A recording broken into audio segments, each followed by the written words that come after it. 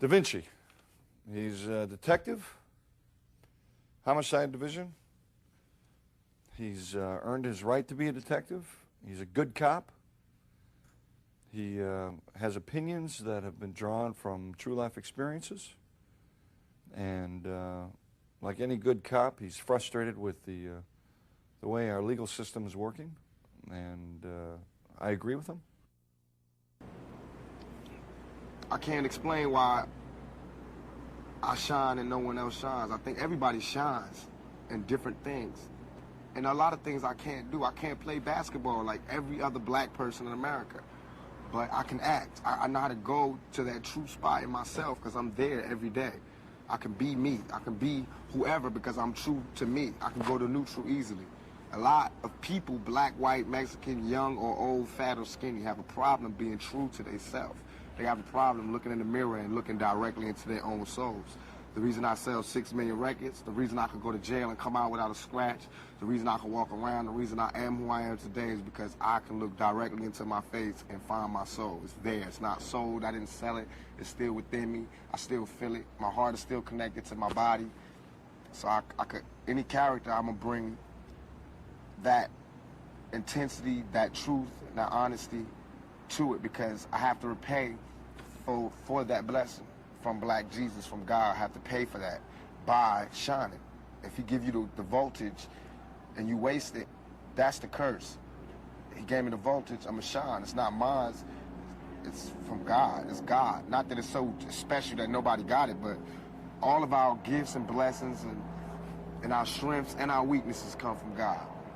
Come from Black Jesus or whoever comes from within you. You know what I mean?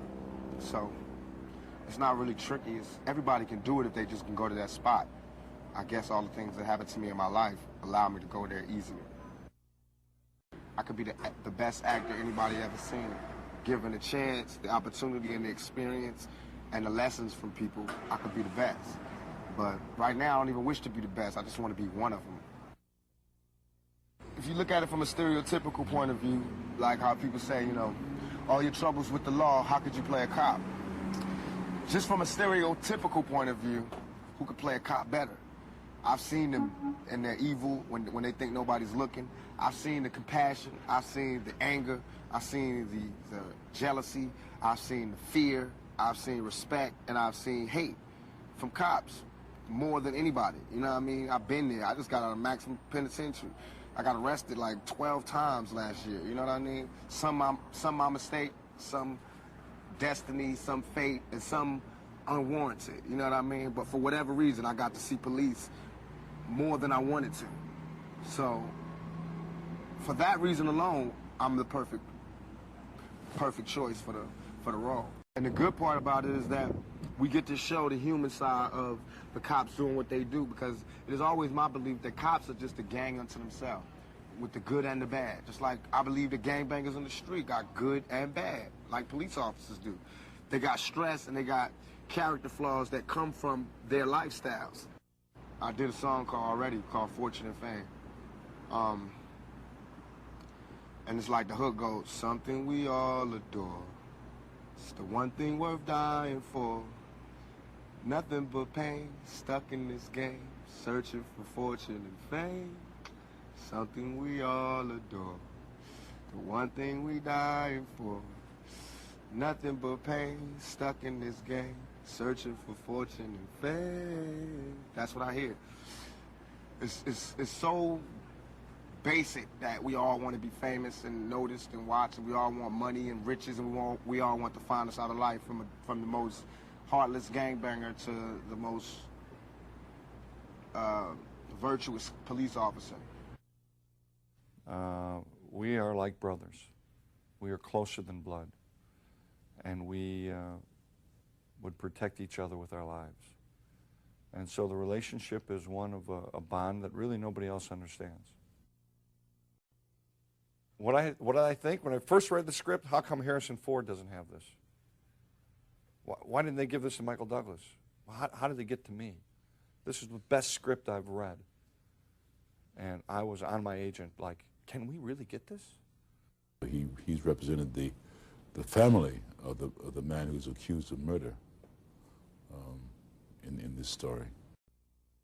The fact that there were no heroes, but that the common man, and I consider Baylor a common man, ordinary people are brought into league to stop the evil.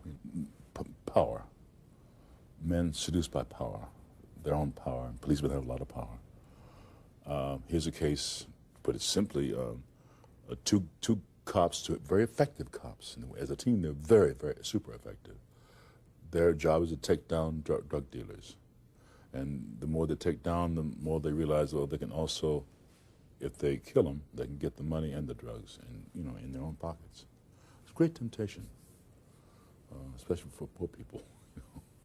Joe is a Skid Row bum who has a secret about his past that he's hiding, and something happened to him way back there that sent him down into the bottomless pit.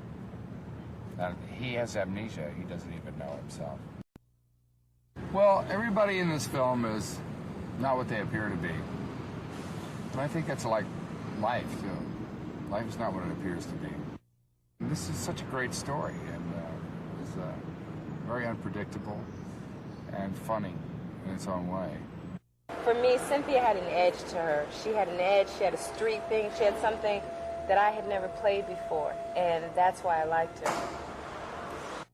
These are people that would know each other. These are people that their lives would intertwine.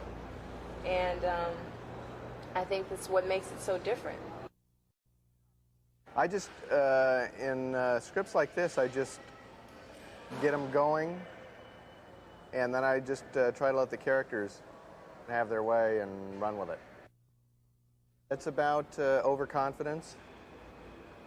It's about a couple of guys who think they've got a real handle on a way to make extra money, and they inadvertently pull off something that starts a whole chain of events going, and they have to scramble in order to cover themselves.